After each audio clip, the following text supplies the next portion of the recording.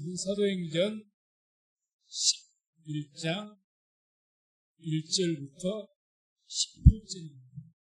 사도행전 11장 1절부터 18절. 이 말씀의 내용도 좀 본문이 길고 내용이 지난번에 보았던 내용들이 많이 중복되어서 나옵니다. 그래서 그럼 바로 말씀을 보면서 말씀을 전하도록 하겠습니다. 먼저 1절 3절을 보게 되면 이제 베드로가 드디어 고넬료 그 가정에서 복음을 전하고 거기에서 성령이 임하시는 그런 사건이 나타났습니다. 그래서 이 베드로가 예루살렘을 올라갔는데 거기에서 함께한 사도들과 제자들에게 아주 책망을 당하는 그런 내용이 나옵니다. 1절 3절을 우리 같이 한번 읽습니다. 유대에 있는 사도들과 형제들이 이방인들도 하나님 말씀을 받았다함을 들었더니 베드로가 예루살렘에 올라갔을 때에 할례자들이 힐난하여 가로되 내가 무할례자의 집에 들어가 함께 먹었다 하니. 자, 할례자들이 힐난하였다. 힐난한 이유가 뭘 말하는 겁니까? 그냥 이방인의 집에 들어갔다. 그 이야기죠. 이방인의 집에 들어갔다. 같이 그 집에 식사를 했다. 먹었다. 교제했다. 그 이야기죠. 우리가 참 신앙이 지금 오늘날에도 율법주의적인 그런 어떤 신앙이 조금 무서운 겁니다. 그래서 성경에는 모세의 수건이라고 해서 이 모세의 수건은 그 율법을 이야기하는 것인데 그 수건이 얼굴을 가리우며 하나님의 은혜를 보지 못한다는 거죠. 그런 이야기가 나옵니다. 성경에. 그래서 그러나 모세의 수건, 율법적인 그런 어떤 수건이 벗겨지지 않으면 교회를 도리어 대적하게 돼 있습니다. 대적하게 돼 있어요. 그래서 오늘 새벽에도 말씀드렸던 것처럼 사울이 다메섹 도상까지 그 다메섹까지 쫓아갔던 이유도 율법의 수건이 덮여서 하나님은 믿어도 율법주의적인 그 수건이 덮였기 때문에 하나님의 영광이 복음을 보지 못하고 오히려 예수를 대적한 것입니다. 예수님. 그래서 이와 같이 여기 할례자들도 마찬가지입니다. 예루살렘 교회는 사도들뿐만 아니라 할례를 받고 유대인들도 많이 예수님 영접해서 교회에 나왔는데 그들이 이렇게 비난했다는 이야기죠. 중요한 거 생각해 보세요. 이방인일지라도 주를 영접하고 회개해서 주를 영접하고 복음을 받았으면 얼마나 기쁘고 반가운 일입니까? 반가운 일이죠. 그런데 이제 왜 그런 자들에게 이방인에게 복음을 전했냐고 아주 혼란을 한 거죠. 혼란을 한 겁니다. 같은 이야기가 될지 모르겠습니다만 오늘날에도 누구든지 우리 교회에 와서 그 사람이 쉬운 말로 노숙자이든지 장애자이든지 그런 날처럼 우리 교회에 나온다면 얼마나 반가운 일입니까? 그런데 그런 것들보다는 그냥 다른 외형적인 것을 문제 삼아서 냉대하고 이렇게 해버리면 이분들과 우리가 틀린 게 뭐가 있습니까? 할례자들이 힐난한 것과 뭐가 다르냐고. 똑같은 이야기죠. 하나님께서는 우리가 쉽게 그런 말을 합니다. 하나님께서는 한 영혼을 천하보다도 귀하게 여기신다. 아니요, 그리고 천하보다 귀한 그 영혼을 냉대합니까? 그러면 우리가 안 되는 거죠. 근데 여기에서 오늘 성경에서 이 할례자들 이러면 안 되는데 그래서 우리에게 돌이켜봐야겠죠. 우리는 안 그랬나? 우리도 그럴 수가 있다는 이야기입니다. 그럴 수가 있다는 거죠. 그래서 자꾸 누가 어떤 사람, 저 사람은 어디에서 어떤 일을 했던 사람이래. 쉽게 말하면 전과가 있는 사람이래. 그렇게 해서 그 사람 냉대한다면 여기 있는 이 할례자들과 똑같은 이야기입니다. 베드로를 힐난하는 거예요. 똑같은 이야기죠. 아니 그 사람이 전과자가 됐든지 노숙자가 됐든지 어쨌든 간에 내가 전도한 것은 아니지만 하나님 인도하신 가운데 왔어요. 누가 물론 데리고 올 수도 있고. 그러면 한 사람 돌아오면 정말 반가운 일입니다. 그러면 잘 여기에 적응할 수 있도록 해줘야 되는데 뭐 이런 건 보이지 않고 대놓고 거절은 못하죠. 보이지 않는 어떤 사람이나 차갑게 자기를 냉대하면 금방 합니다. 분위기가 쎄하거든요. 따뜻하게 맞아주는지 말을 안 해도 압니다. 표정 봐도 알고요. 그냥 분위기 보면 여기 교회가 그렇구나. 왜 모릅니까? 우리들은 가수 사무소 다른 데도 내가 모든 곳에 갔는데 거기서 나를 환영하는 분위기가 아니면 금방 알잖아요. 기분 나빠서 나오잖아요. 나가라 해서 나갑니까? 괜히 마음 불편하고 힘드니까 나가버린 거예요.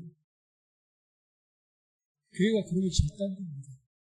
지금 이분들이 할례자들이 이런 율법주의에 쌓여가지고 아니 이런 분들이 복음을 들었다고 이보다도 반가운 소식이 어디 있냐 그 말이죠. 주님께서 신천하시고 뭐라고 하신 겁니까? 성령이 임하시면 너희가 유대와 사마리아 땅 끝까지 이르러서 복음 전하고 있어요.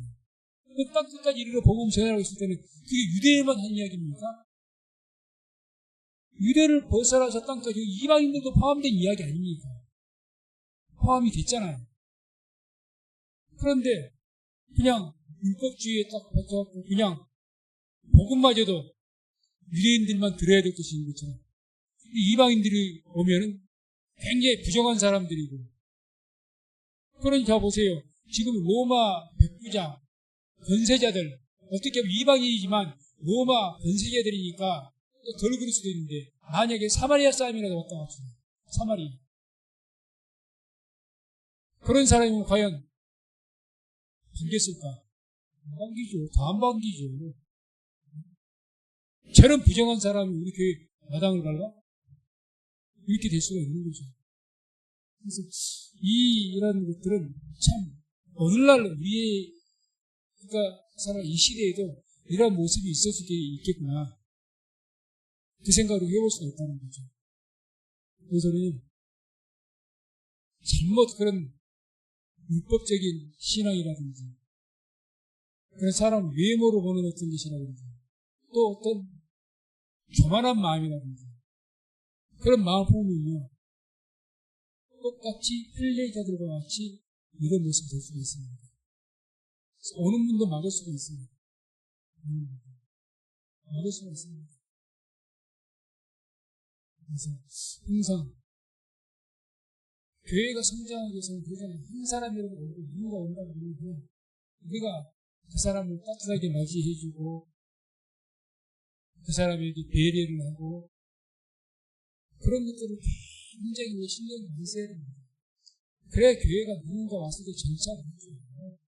한 번 정도 예배 드릴 수 있을 거예요.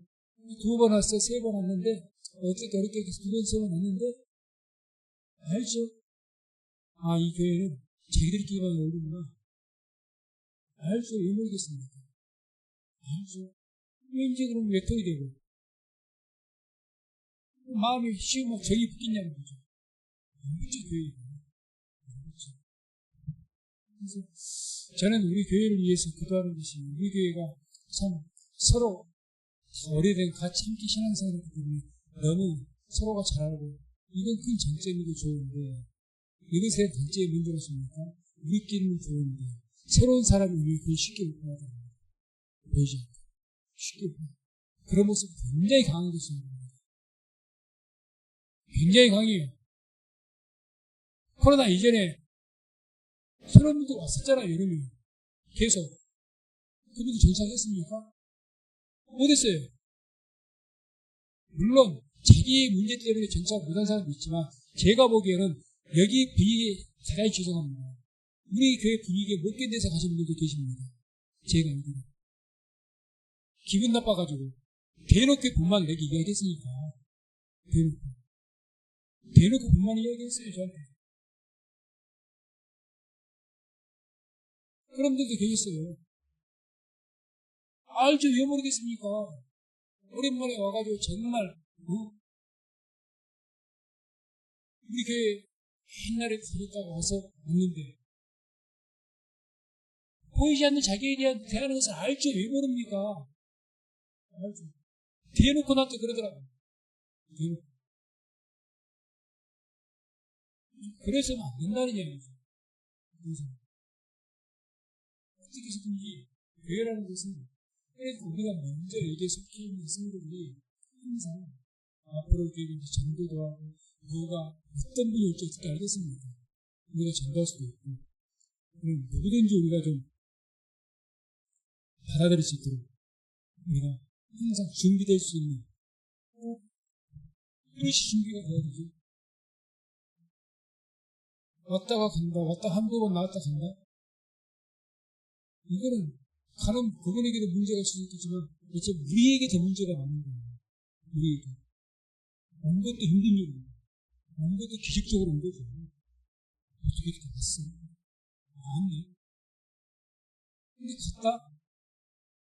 그분에게도 문제도 있을 수가 있겠지만 그 문제는 우리에게도 큰 문제가 있다는 거죠.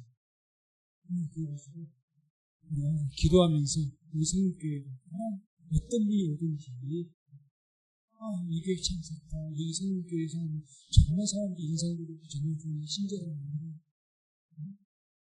정말 마음 좀 따뜻하네. 그러면 가라이도 안 가요. 그렇지? 그렇게 아름다운 분위기를 만들어갈 수 있는 그런 우리 성교회가 되도록 주의 이름으로 축원을 드립니다. 자, 여기에 있는 보셔서 헬레자들이 베드로를 와서 베드로가 누굽니까?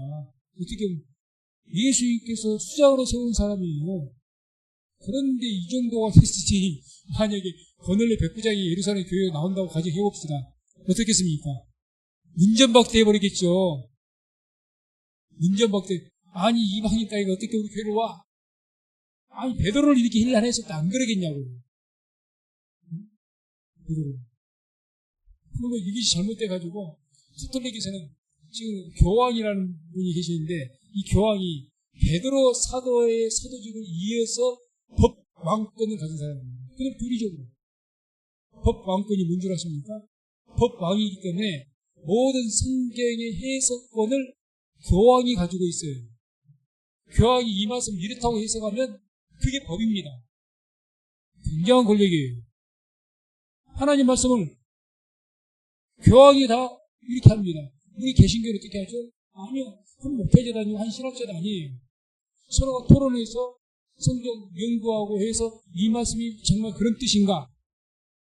서로가 서로를 견지하면서 이게 교리를 만들어갑니다. 근데 가톨릭은 아니에요. 위에서 내려옵니다. 무조건. 로마 교황청에서 딱 떨어지면 그게 곧 그래서 흔히 표현하기를 성경의 위에 교황권이 있습니다. 성경의 위에. 개신교가 그냥 이단으로 정지한 건 아니에요. 분명히 그래요. 근데 자, 왜 제가 이 말을 드리느냐. 자, 베드로 사도직을 이어서 베드로가 수장이기 때문에 교회 반석이라고 있다. 교회 수장이다. 그리고 베드로의 그 사도권을 이어서 교황이 모든 교회를 다스린다. 이런 식이 되는 거예요. 자, 여기에서 베드로를 힐라느라고 이렇게까지 했는데 여기서 베드로에게 법안권이라는 이런 아주 교회를 갖다 좌지우지하는 그런 모습 볼 수 있습니까? 없어요. 어떻게 그렇게 높으신 분이 이렇게 힐라를 한답니까? 못하지요. 성경에도 카톨릭에는 법안권을 맞지 않다 그 이야기를 전하는 겁니다. 성경 계속 읽어보면 베드로가 땀을 빨빨 흘린 것이 느껴져요.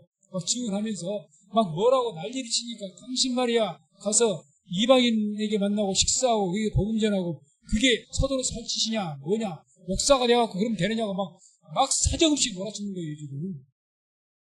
그러니까 여기 정신없이 베드로가 내가 가게 된 것은 내가 가고 싶어서 한 것이 아니고 뭐 이렇게 계속 뒤에 나오죠. 내가 보자기 환상을 봤더니 이렇게 했어. 내가 또 이렇게 했더니 이렇게 말했어. 그런 이야기 쭉 나오는 이야기입니다 지금. 자, 그래서 이제 4절 10절까지가 어떤 내용이 나옵니까? 이 베드로의 보자기 환상에 대한 증언이 나와요. 베드로의 보자기 환상.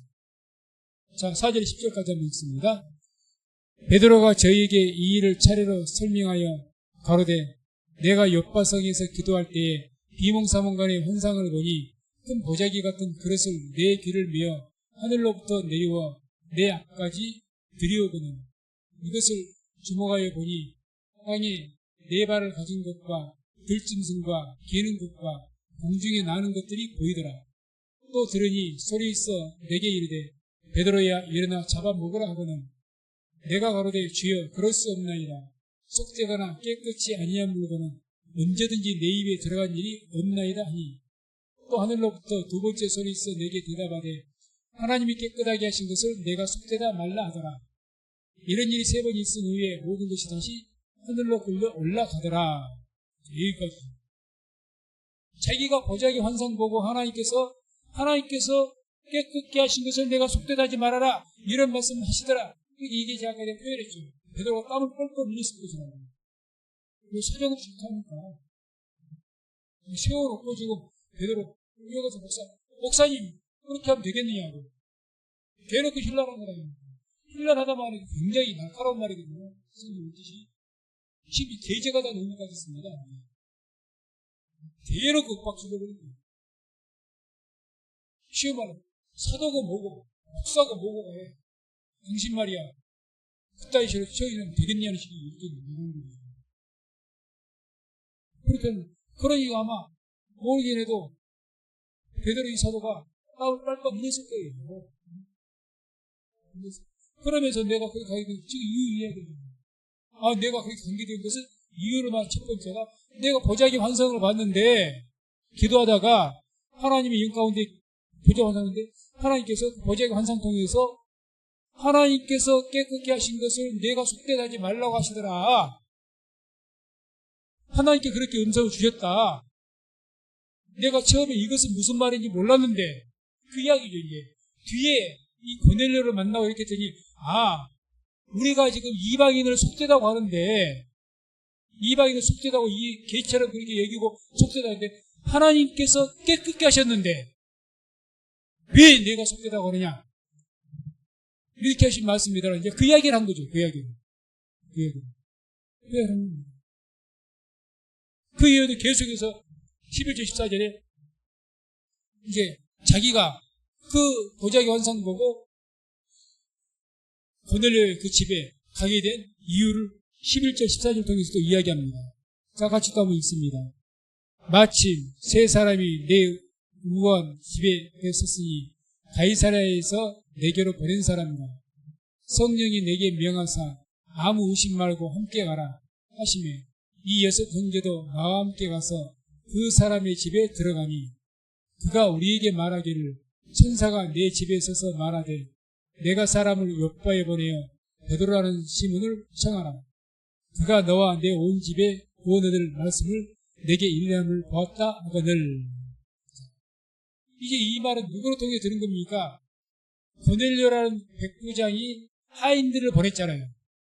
베드로에게 보냈는데 이 하인들이 자기 주인인 그 백부장에게 들은 말을 그대로 하는 겁니다. 그대로. 그 말을 지금 베드로에게 전했던 이야기고요. 그 전에 들은 이야기를 지금 한 겁니다. 아니 고넬료라는 그 백부장이 있었는데 천사를 만났고 천사가 바로 나에게 가서 나를 불러서 복음을 들으라고 말했다고 이렇게 이야기했다고 하더라. 그래서 나를 그 천사의 그 명령에 따라서 나에게 왔었다. 그래서 내가 이들을 따라갔다. 그 이야기를 한 겁니다.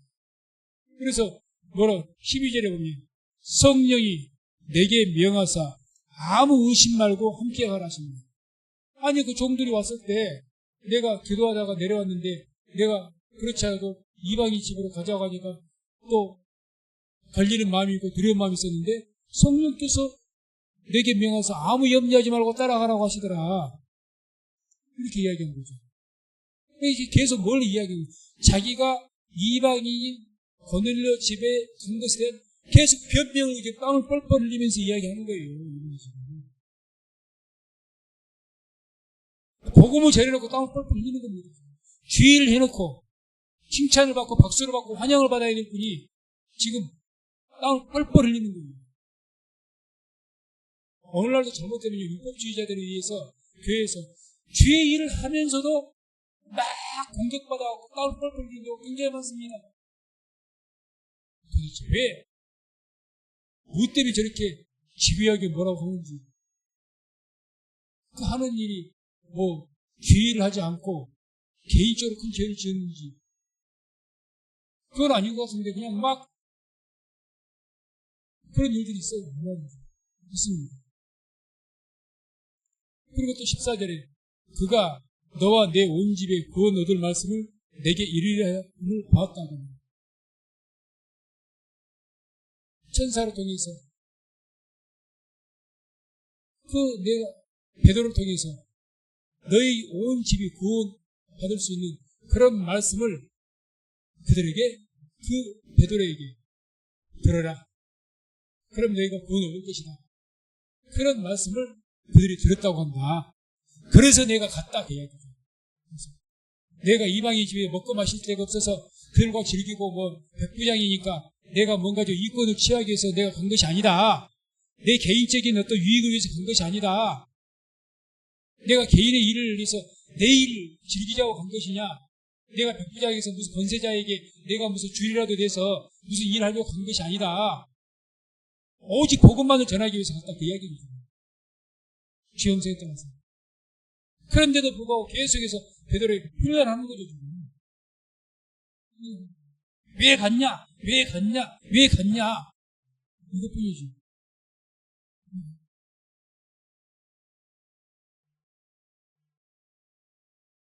이후에 이제 15절, 17절에 보면 드디어 베드로가 그 가정이 성령이 임한 그 사건을 간증을 합니다.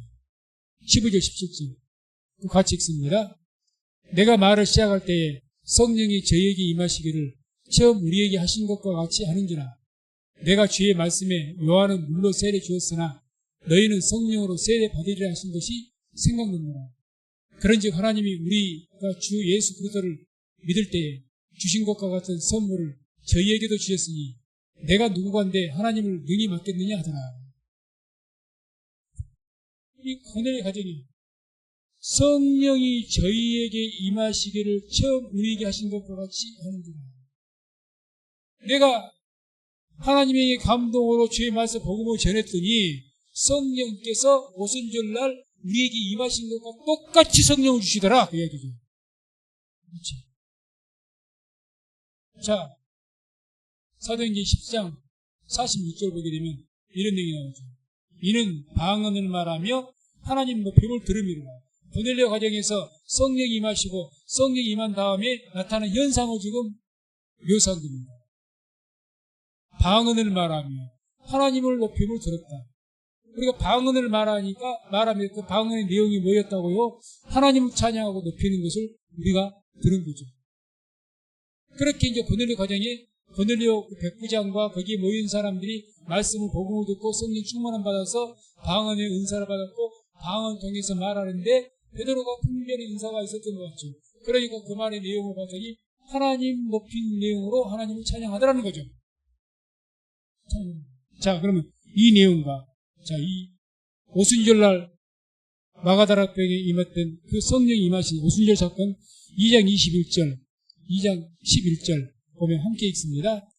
그리대인과 아라비아인들이라 우리가 다 우리의 각 방언으로 하나님의 큰 일을 말함을 듣는도다.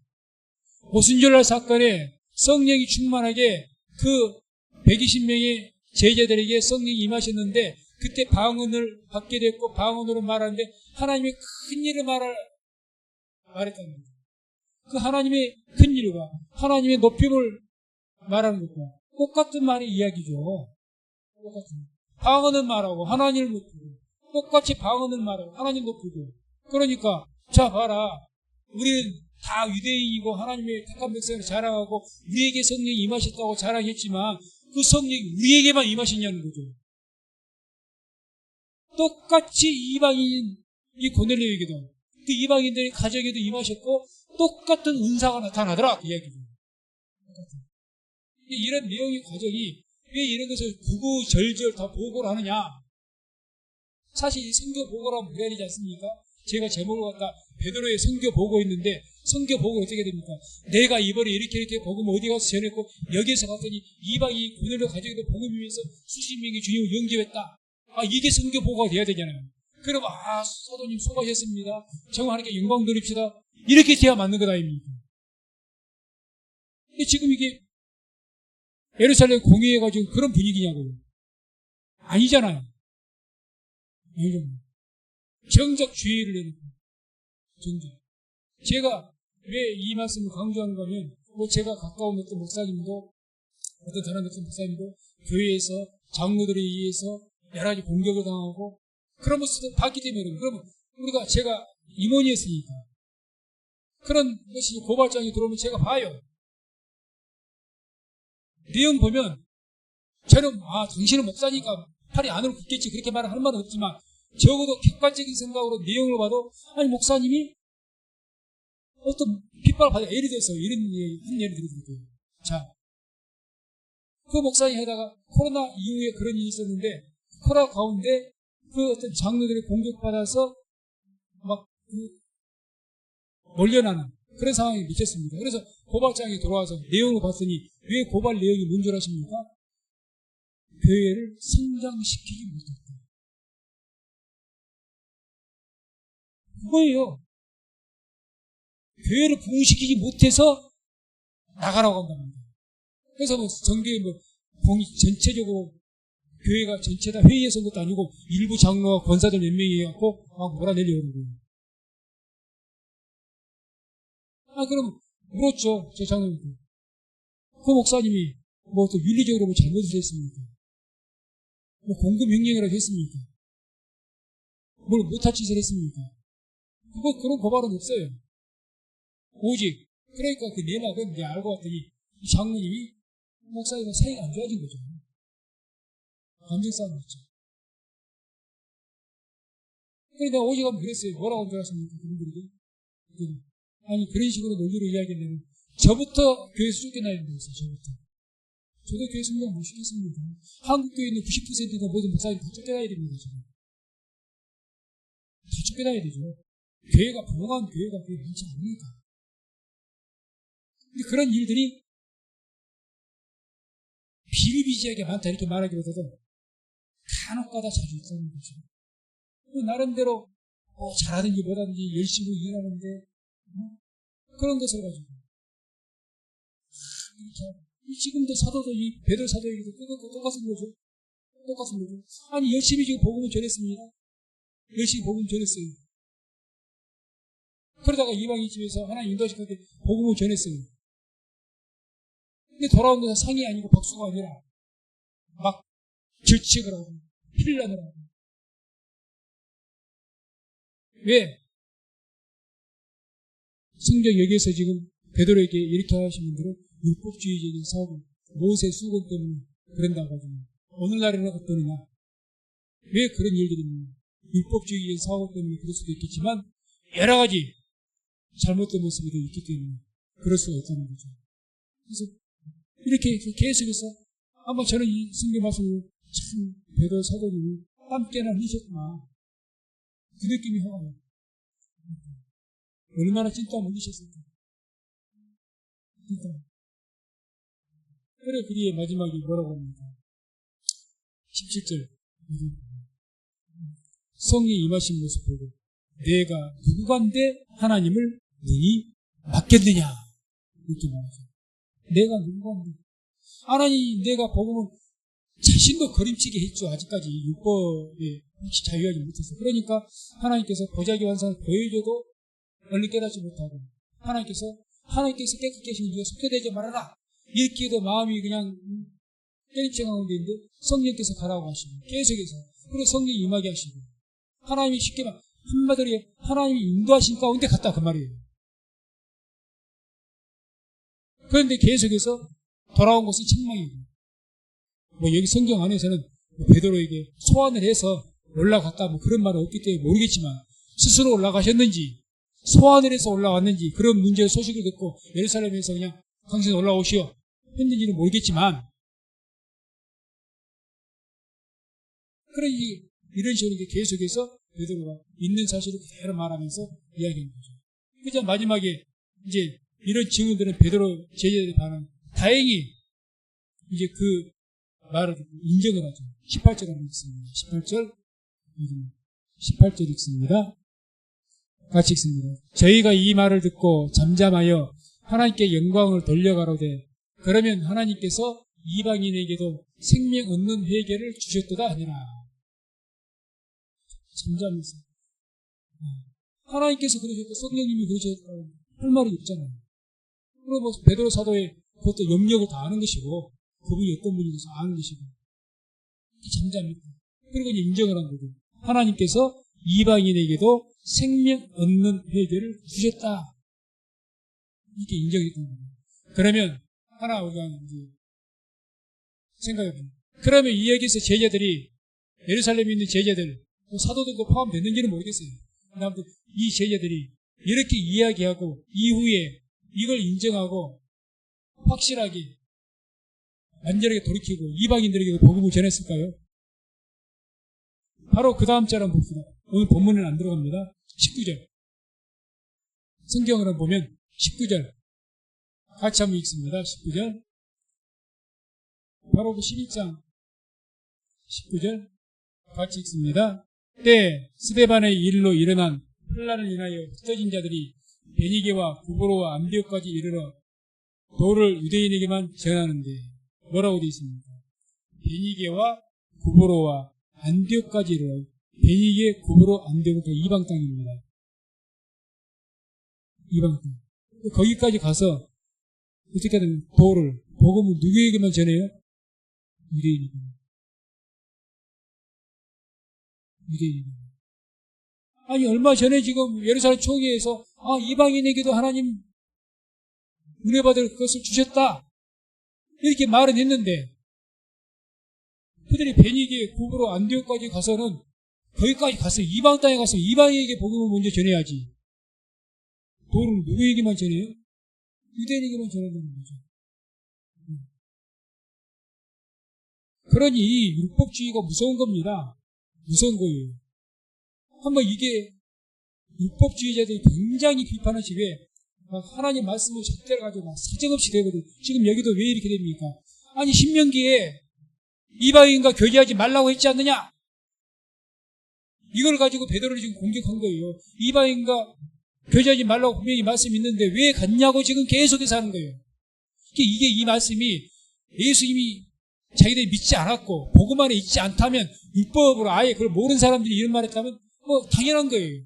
그분들 율법만 알기 때문에 복음 모르니까. 근데 문제는 자기도 예수를 믿는다고 말하는 사람들이고 쉽게 말하면 그리스도인들이고 그런 사람들이 이렇게 이야기한다는 거죠. 계속 율법적인 잣대를 가지고 날카롭게 비판하면서 계속 질책을 하고 그래놓고 이제 계속 사도 바울의 그 베드로의 어떤 간증을 들어보니 할 말은 없고 할 말이 없잖아요. 할 말이. 그러면 이방인도 은혜 주셨는 것 같다. 그러니까 이것이 지금 안전하게 깨닫고 회개해서 인정한 것이 아니라 그냥 간증을 들어 할 말은 없으니까 더 이상 뭐 할 말이 없잖아요. 성령님이 인도하셨죠. 그 간증들 있고 가서 베드로와 함께 있어도 증인들이 있죠. 뭐라고 하겠습니까? 상대는 또 베드로죠. 만만한 상대로 되면 또 어떻게 해보겠지만 그러니 그런가 보다 이렇게 해버린 거죠. 그게 어떻게 된 거예요? 복음 안 전합니다. 이렇게 율법주의나 이렇게 잘못된 어떤 전통과 관습을 이렇게 갖게 되면 이게 진짜 못 고칩니다. 오늘날에 우리 교회에서 율법주의적인 그런 사고를 가진 그런 분들이 만약에 계시면 그분들이 쉽게 안 벗어져요. 복음을 만나고 그래야 먼저 자기부터 깨져야 돼요. 그래서 복음 만난 사람들은 가장 먼저 뭐부터 깨진 줄 아닙니까? 자기부터 깨집니다. 이게 정상입니다. 복음을 진짜 만나고 예수를 진짜 믿은 사람은요 자기부터 벗어집니다. 내가 죄인이라고. 그것부터 발견해요. 내가 죄인이고 죄인 중에 괴수인데 누구를 죄인이라고 이야기합니까? 못하죠. 누구를. 자, 간음한 여인이 율법에 의해서 간음 현장에서 잡혀갖고 끌려왔습니다. 바리새인이 유대인들이 끌고 와서 뭐라고 이야기합니까? 예수님, 이 여자 율법에 의하면 간음했습니다. 돌로 쳐서 죽이라고 합니다. 어떻게 할까요? 했을 때 유명한 말씀이 나오죠. 예수님께서. 뭐라고 했죠? 너희 중에 죄 있는 자가 돌로 쳐라고 했어요. 너희 죄 없는 자가 먼저 돌로 치라고 했어요. 그러니 아무도 도로 들었다가 못 치고 다 돌아갔다고 했습니다. 너희 중에 죄 없는 자가 먼저 공격해라 했더니 다 돌아갔어요. 왜? 자기가 죄가 없는 사람은 아니거든요. 물론 그 사람들이 예수의 말씀을 듣고 그 말을 통해서 어떤 복음의 빛을 받았기 때문에 그렇습니다. 그런데 만약에 예수님을 보고 그 말씀 듣고도 복음의 빛이 자기에게 와닿지 않았다. 그러면 돌로 쳤을걸요? 돌로 쳤을 겁니다. 그래야지요 하고 돌로 쳤을 겁니다. 그런데 이 돌로 치려고 했던 그 사람들이 예수님이 너희 중에 죄 없는 자가 먼저 돌로 쳐라. 그 말씀을 통해서 자기의 신비에 꽂힌 거죠. 거기서 자기가 내가 더 큰 죄인이구나. 나도 죄인이로구나. 죄인 내가 누구로 정죄하리요. 이렇게 진짜 복음 만나면 그렇게 되는 거죠. 근데 그게 안 되니까 이렇게 베드로가 신랄하게 주일하고 왔잖아요. 복음 전하고 왔잖아요. 딱 그 가지 복음을 전파하라 했는데 주일하고 온 사람한테 이렇게 혼란을 해버립니다. 이것이 오늘날에도 많이 있더라. 그런 거죠. 그래서 아무튼 이런 어떤 사고방이 발생하면 이 사람들 쉽게 못 고칩니다. 성령 만나야 되고 꼬꾸라져야 됩니다. 좀 꼬꾸라져야 돼요. 다메섹에서 사울이 꼬꾸라진 것처럼 정말 꼬꾸라져야 돼요. 쉽게 합니다. 그래서 우리의 성립교회가 가장 중요한 것은 어떻게 합니까? 예수께서 머리가 된 교회.